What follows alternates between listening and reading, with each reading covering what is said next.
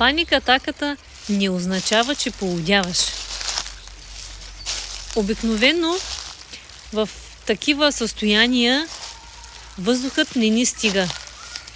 Ние усещаме, че се задушаваме, сърцето ни започва да бие по-силно, ръцете ни изтръпват. Може да има и още симптоми. И в него момент нашата мисъл основна е: ще умра.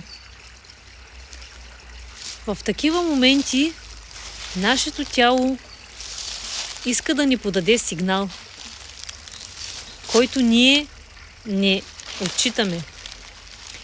Нервната ни система е принудена да го направи, защото дълго време е била на щрек. И за това е нужна регулация. Сега ще ви дам едно лесно упражнение, което можете да практикувате сами. Вдишвате и издишвате няколко пъти по-дълго, отколкото сте вдишали.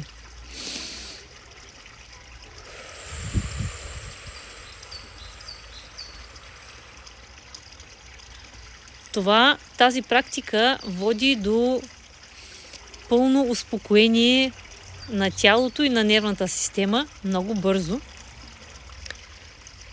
Ако желаете да научите как да регулирате вашата нервна система, как да балансирате вашето вътрешно състояние и да спрете безпокойството, заповядайте в новият ми онлайн безплатен курс "Как да спрем безпокойството и да си върнем баланса".